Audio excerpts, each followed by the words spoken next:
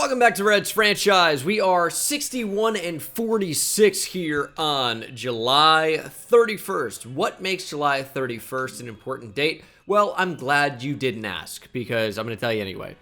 Here's why it's significant. That is the date of the MLB trade deadline. And as not only a competitive team, but a team sitting atop the NL Central by a couple of games right now, we are in a prime position to not only make a playoff push, but maybe even a World Series push? I don't know. Now, you look to our starting pitching, and we've got a lot going on there. Andrew Abbott is back with us. He struggled since we reacquired him. Griffin Canning, we've been working in a long relief role. He's been fairly good there. Same thing for Yanni Chirinos. Very good. Marcus Stroman has been fine. Gavin Williams is someone that could be earning a start at some point for the Major League club soon. Someone who is not impressed up to this point is Nick Lodolo. It's upsetting. He's got a potential. I had high hopes for him entering this franchise series. It just has not come to fruition. He keeps getting better attribute-wise and keeps performing worse on the field. You look at 2022, that was real life. Enter the franchise, a 5.5 ERA with a 1.65 whip. Terrible numbers. Whip, if you don't know, is walks and hits per innings pitched. You'd like that to be closer to 1. A 1.2 and below is kind of where you really want to live. So 1.5 plus batters allowed on base per inning, not good. An earned run average for every 9 innings pitched, at 3 is really where you want to be. If you're at 4, all right, you'll take it. But for a guy that we think could be a potential ace, 5.5, 4.17, 5.64 this year is just not going to cut it in my rotation. So unfortunately, if it's not going to cut it, we are going to cut bait and look to move on from Nick Lodolo this episode. I hate to do it, but it's for the best of the team. We got to move on. Now, when we view the trade block here, there are some decent players on the block.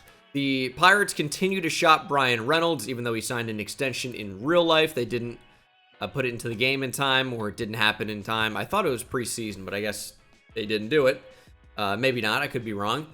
But the one that stands out to me is the 28-year-old Tarik Skubal from Detroit. Now, his numbers should be inflated a bit because he pitches in a very pitcher-friendly ballpark. And I say inflated, I mean in a good way, as opposed to like inflated, like an inflated ERA being, super high. But you look at 2023, only pitched 81 and a third innings. He was decent. 4.32 ERA, 1.3 whip, but he continues to get better. He's just 28 years old, and last season was a true breakout. A 2.81 ERA, a .98 whip, and struck at 183 batters in 214 and a third innings. I'm trying to find a good spot for my camera. I thought middle would be cool, but it's blocking some things. 2025, he's pitching well. Record's only 8-8. Doesn't play in a very good team. But 142 innings pitched. He struck out 109, a 3.23 ERA, a 1.13 whip. Potential's an A. Tarik Skubal is number 1 on my list, and Nick Lodolo is going to be used to get it done. And this next part, you're not going to like, probably, because I am going to be trading not only Nick Lodolo, but Gavin Williams as well. In order to get something, you got to give something up. And Gavin Williams does have a potential. Here's my thing with him, though. He's only a 76 overall. I don't really see a spot in our rotation for him. He does have a potential, but he's 25 years old and not really getting a whole lot better every year. He's pitching fairly well in the minors. I just don't think he's ever going to be a player that makes an impact for us. So someone was furious. I traded George Valera, who was a Guardian prospect. It was in real life. We traded for him and then traded him away. And Gavin Williams, the same exact deal. Guardian prospect who we traded for, and now I'm trading away. I just prefer Miguel Luis. When you look at it from this perspective, he's 6 years younger, 2 overall points lower right now. His potential is not quite as high, but he's pitched well in the minors, and as only a 19-year-old, I could see him increasing his potential, getting better, and eventually earning a spot in our rotation, to where I don't see the same for Gavin Williams. Now, I know what you're saying. Marcus Stroman's 33. Yanni Chirinos is a long reliever. But we're getting Skubal. Hunter Green's not going anywhere. Graham Ashcraft has been good. Griffin Canning has been good. And then we have Andrew Abbott, Miguel Luis potentially coming up. And then free agency is a possibility to land an ace. I just don't think Gavin Williams is going to feature. So we still need to give another piece in order to get Skubal, but I think Gavin Williams is just somebody we have to part ways with. And the final piece is giving them what they're looking for, which is a second baseman. It's going to be Micah Vento. We drafted him. He is getting better. He's a slap contact hitter with not a ton of power at all. Fielding is bad. He's already 22 years old. This is someone I can do without. A lot of control on him, obviously. Could be a guy that ends up leading the league in average, maybe. It's a possibility, but not for us. We're sending him to Detroit, and in return, we are getting what should be a future ace for us. And a lefty, which is a little bit harder to find, Tarik Skubal. Welcome to the Reds. So that's just a huge addition to our rotation. It can't be understated. But now I'm looking at this team, and I like the lineup. I really, really do. We need help at reliever. We could trade for somebody, but at the same time, we picked up Juan Davila, right? I think he was a trade acquisition, and Enrique Magana we drafted. These guys are both performing really well at AAA, and they could be due for a call-up. I mean, specifically Magana because he's 23, so he'd be a nice addition into our bullpen for sure. Could be a potential September call-up for us. The lineup is still in such an odd spot. You know, we have some guys that we really like are performing. Some are older. I'd love for Matt McClain to get it going. Same thing with Ellie, really, but he's played fairly well. Blake Fraley is so clutch, but honestly, could be performing a little bit better for us this season. 715 OPS is just... I thought his breakout year was going to be really something for us. And I go, all right, a down 2024 or whatever. Hopefully he bounces back. But he's just kind of continuing to get worse, even though the overall and the attributes are going up. But I can't move on from any of these guys. Tyler O'Neill is starting to turn it around. His OPS is over 800. This is not a guy I want to trade. He has figured it out with us. He's been red hot. This is a guy we're keeping around. He's a big part of our team. The only question is, what else happens? I like Spencer Steer against lefties.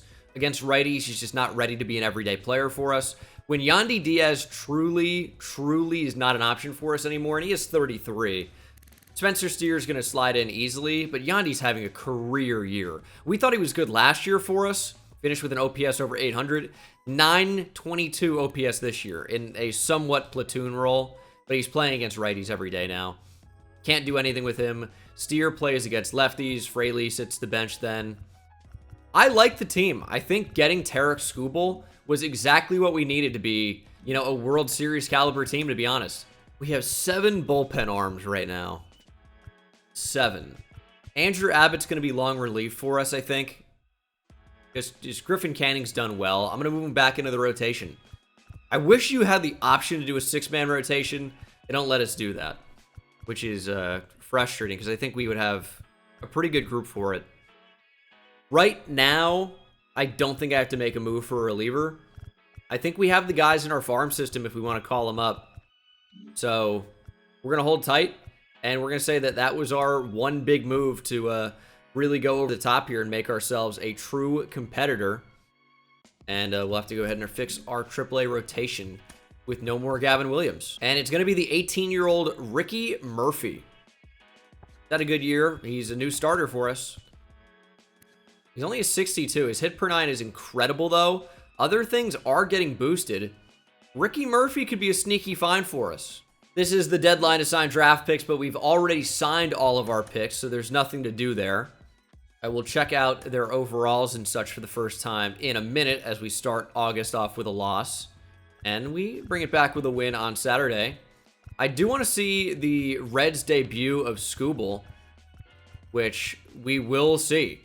It's going to be against Philadelphia, against Andrew Painter, who unfortunately in real life I think is going to have to get Tommy John. 64 and 47, only 4 and 6 in our last 10. But we're going to have a good August. We're going to have a good August. Here are our draft picks. And I always forget to show other teams, so we will get to that as well if there's anyone interesting. Pedro Doe, our first round pick. Remember, the guy we wanted was off the board, but Doe was a good consolation prize. 89 potential is quite good, and he's already a 71 overall with good hit per nine, good K per nine-ish, good walk per nine, good home run per nine. Anything above 50 I'm happy with for an 18-year-old. He's a lefty hitter, but throws righty. Very interesting. That you do see that happen, but from a pitcher, I don't know why that interests me so much. 86 stamina already. I think Pedro Doe is going to be a horse for us. He's going to be a guy we can rely on, and that's why you feel comfortable trading away Gavin Williams. Lonnie Vargas was another pitcher. He's got 94 potential, which is elite. However, he's already 21 years old. His hit per nine and walk per nine are atrocious.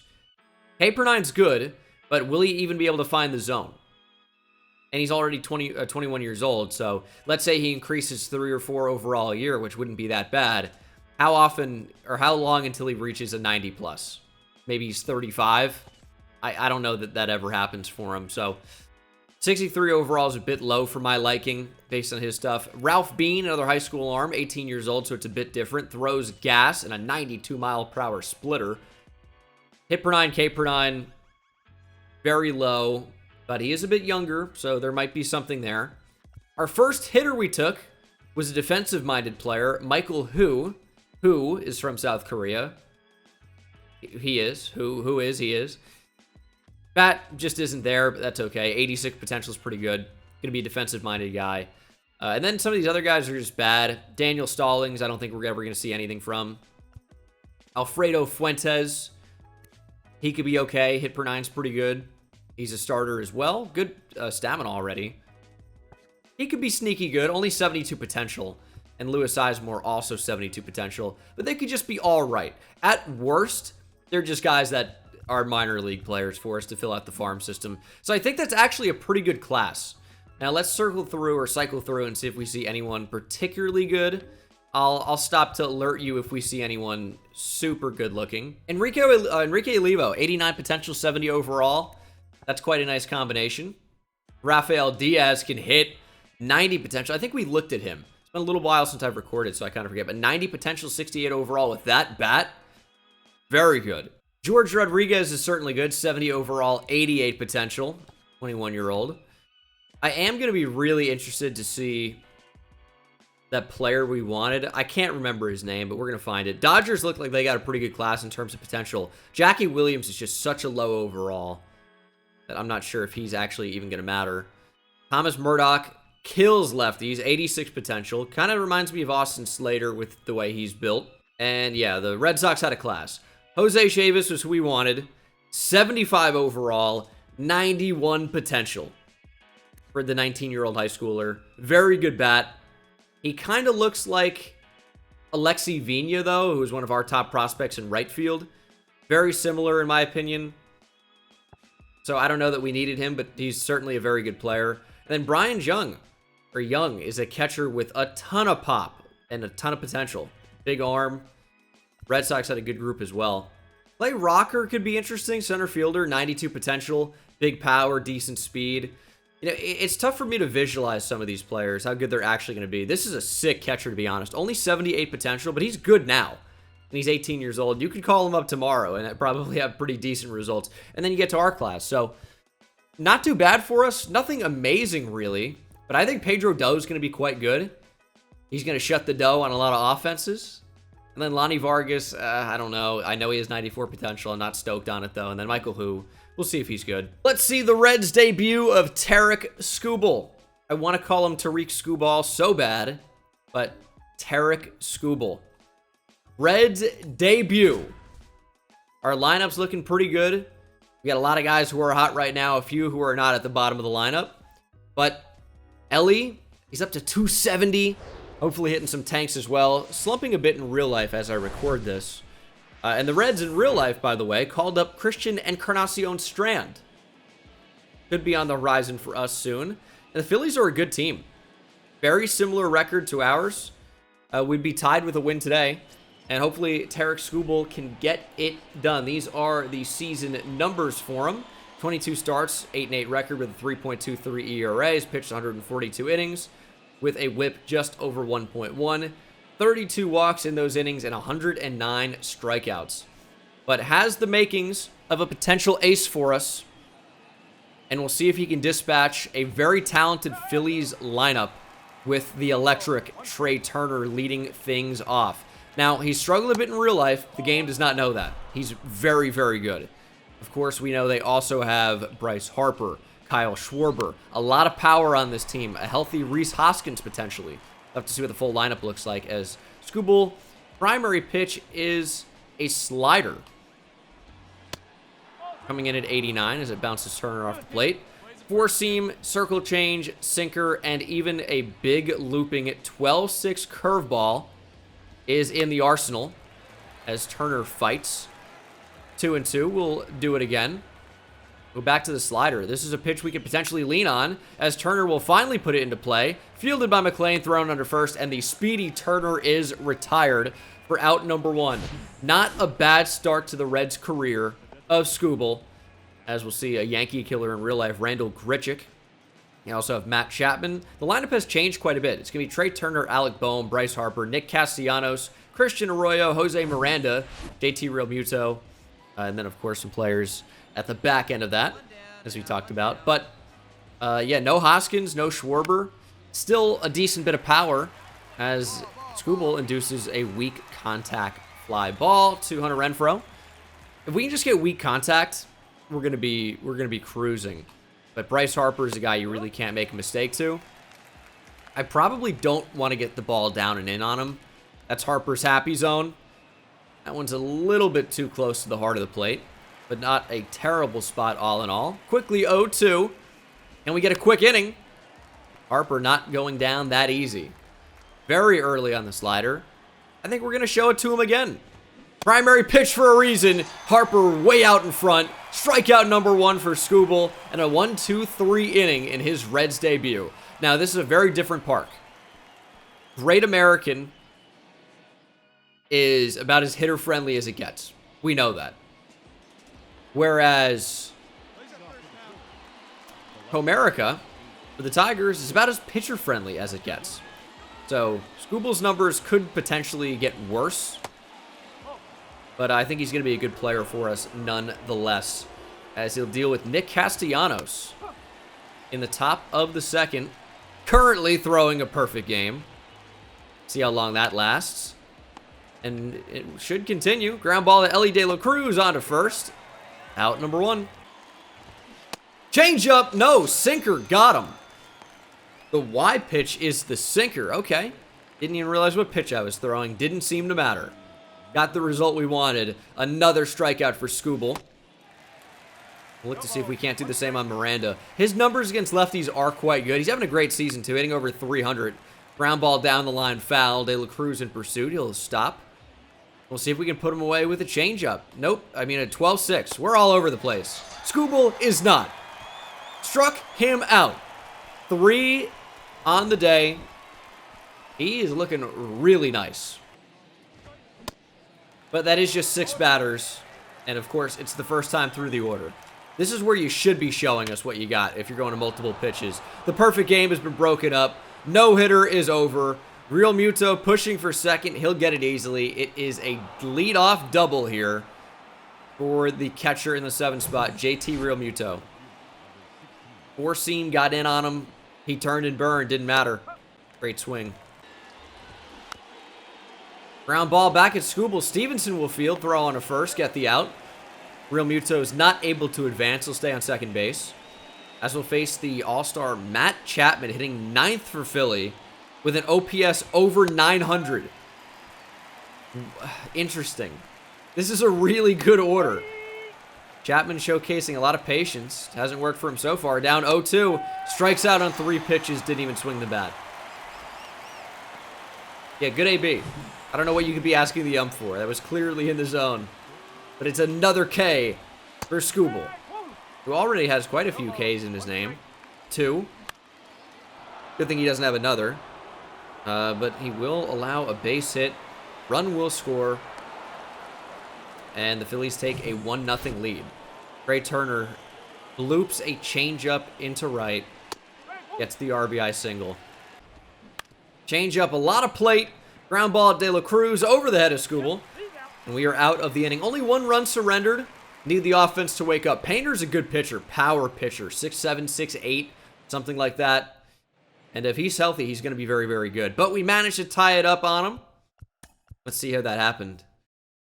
Let's see. Fraley strikes out. O'Neill walked. Winker walked. O'Neill gets to second on that. Playing with the fly out. India grounds out. How did we score a run? Oh, that was the second inning. It's an Ellie De La Cruz home run to put us on the board. Love that. All right, so we've been hitting Painter a little bit, or getting on base with a couple of walks, I should say. And then the De La Cruz home run. Ellie's getting it going, man. He is blossoming into a superstar in front of our very eyes. And I won't say it's about time, but we've seen him be just okay. We want to see him be a superstar. And Skubal will allow another leadoff base hit, this time to Bryce Harper. You got to use that sinker to get a ground ball. There it is, at Diaz. He'll go to second for 1. McLean back onto first. I didn't cover. I thought Yandy Diaz would go back to the bag. Okay, can't assume the double play. We'll try it again. I thought for sure that he was close enough. We'll try it again. There's 1. There's 2. Double play. No harm, no foul. Christian Arroyo ends the inning for us. I can't believe Yandy Diaz thought he was too far away from the bag to get back to that. I know I should have been over there for sure. Like, I'm not debating that. But I just thought Yandy Diaz would have it covered. Not a lot of speed from the veteran first baseman. Here's a ground ball. Top 5, looking for out number 2. Ellie makes the play. All right, Skubal going into cruise control a little bit here. And this is a really, really tough lineup. So if you allow a run or 2 or 3, it really isn't the worst thing. We held him to just 1 run so far. Skubal gets another pop-up. And it's been a lot of weak contact. Some of them have been hits. We've scored 5 runs. So we have a little bit of insurance for him right now. We're in a decent spot. And you look at the game log here. We saw the Ellie De La Cruz home run earlier.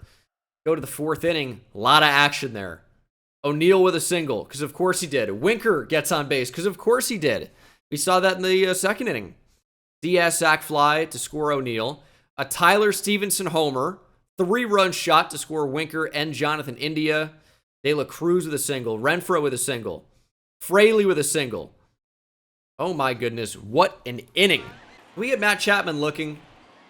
Let's get him looking. He struck out on 3 pitches earlier. Pops this one up to the first base side. Out of play. 1-2 count. Back to the changeup. Struck out on it last time up. This time fouls it off. Still early, though. We're going to look to bury a curveball. See if we can't get a bad swing on it. There it is. Strike 3. Chapman goes down swinging this time. And Skubal is dealing. Top 6. Pitch count, I think, is in a fairly comfortable spot, too. Only 55 pitches. He's been unreal. We can see if we can start throwing this slider for a strike, by the way. I don't really want to hang it, obviously. But it could just be a good pitch to get in there for strikes. It comes in at 91. Should be a pretty tough pitch to hit. Got it in on the hands there of Trey Turner. Another ground ball out. Nope. McLean misfires. Turner reaches. And now a ton of speed on the bases thanks to a Matt McLean error. Got to look for another ground ball double play. We've got a couple of those balls in this game. I think only 1 double play, though. Got to just keep pounding the sinker. This time, India can't handle it. Gets to McLean. Back onto first. Not nearly in time. Another ground ball double play ball that does not result in a ground ball double play. Unfortunate. Here's another ground ball. Gets by Jonathan India. Harper will reach. A little bit of traffic on the base paths here. Top 6 with 2 down. Confidence still super high for Skubal. Castellanos could change that in an instant, though. We get the low strike. We're going to go back to it. Forced to swing. Castellanos pushes it through. They're going to try and score on this. Here's the play at the plate. He is out! Up the first base line from Hunter Renfroe, who's usually such an amazing outfielder in terms of outfield assists. Doesn't matter. It was such a bad send. Stevenson's able to recover, apply the tag, get the out, and get out of the inning. What a stretch from Stevenson, and I'm shocked Alec Boehm actually didn't get in there safe. As we're going to send out Stevenson for the top of the 7th. Pitch count is in such an awesome spot. He's not going anywhere. He's allowed some hits, some base runners in this one. But is limiting runs. Every at bat is pretty quick. No need to take him out. More weak contact is going to be a hit. That's brutal. Skubal has induced a lot of weak contact in this game. And unfortunately has surrendered a lot of hits. Philly with 6 hits. I guess it's not an extreme amount in 7 innings, obviously. It's a little bit more than I would want. We're going to try to get that ground ball, double play ball. Take a strike on it, but we're going back to the sinker. You get on base, you're seeing sinkers. That's just the end of that story. Although we could try and just get a strikeout. Got a sword. They're going to say he held up. And because Stevenson can't handle it, runner advances to second, and the double play is off. Slider. Realmuto continues to fight. JT Realmuto is pretty good. What a take. Just strike out, JT. Another foul ball. He's seen him too many times at this point. Let's just try to get a ground ball. Just getting out. Another foul. What do you even go to? Elevated heat. Got him! Check swing, called strike 3. Realmuto fights, but goes back to the bench. And we actually could raise the velocity on Skubal's fastball, by the way. He's throwing a lot harder in real life now. I think he's been upper 90s. That just did hit 96, though, so maybe it's not really a big deal. But coming back from injury, we'll see. It could be a thing we do. Skubal out of the 7th. Pitching real well. Out for the 8th. Still 5-1 Cincinnati. Probably don't want to put that pitch in that same spot, as we'll face 9-1-2 in the order. Quickly has Matt Chapman down 0-2. Got to go to that pitch that struck him out in the first. Her first time up. And he was ready for it and crushed it. Thankfully, foul. Still 0-2. Skubal sinker. They're fighting it. The sinker's not a strikeout pitch. I'm not trying to get a strikeout throwing it. Just trying to get them to hit it fair, and they won't. They just spoil these all the time. Spoil this. Oh, Chapman thought about it. Just didn't quite locate it well enough. 1-2. Fastball up. Huge swing from Chapman. Deep to left. Not coming back. How does he get that? He got a four-seamer up and away out of the zone. I don't think Skubal can believe it either. Chapman went out and got it. Yanked it fair for a homer. I mean, it was not a cheap shot. 109 off the bat. Absolutely mashed. Look at how high that pitch is. Not a problem for Matt Chapman. Unbelievable. And that is the day for Skubal. David Bell pulls him. Phenomenal start. Pitch count was still in a good spot. But, huge home run. And they're going to go to the setup man, Brusdar Graterol. Ground ball at De La Cruz. Foul. We need Brusdar to pitch a little bit better. That's just what it comes down to. We removed him from the closer role for a reason. He's still been good, but we want him to be dominant. And I just feel like that sinker just gets too many hits. I know it's a pitch to contact pitch, as McClain will make a nice play for out number 2. But they either hit it too hard or they get little bloopies that just fall in for hits. And either way, it's nice to know that you got weak contact. I hate to sound like, you know, one of these casuals and be like, it doesn't matter, hit to hit. It's like, but yeah, if it's terrible contact, you're doing something right as a pitcher. But at the same time, we got to be somewhat results-oriented, as Brusdar will strike out Harper to end the 8th for us. Or top half of the 8th. But you just can't allow too many hits. Ellie 2 for 4 has homered in this game. See if he can't do it again. Bottom 8, get us some insurance. Ooh, first time using strike zone 3 in a while. And they took the pitcher out after 1 pitch. What? Okay. Maybe he blew his arm out. I don't know. That's a fastball, elevated, and Ellie gets every bit of it. Deep to center field, off the wall. 99 speed, but we're going to stop at second base with a double. Ellie nearly got it out of here. Elevated fastball just crushed the deepest part of the park. And a great piece of hitting. Did it get off the base of the wall or did it hit the wall? It hit the middle of the wall, I think. Big double for Ellie. If he hit it any softer to that spot, he'd probably standing on third base right now. But just destroyed it. And I will say, Ellie De La Cruz is now just a triple away from the cycle. Unlikely, but possible that he is able to get that. As we chase a slurve off the plate. We're really just trying to make contact and get Ellie over to third. That's it. Not trying to hit a home run. Trying to get Ellie over.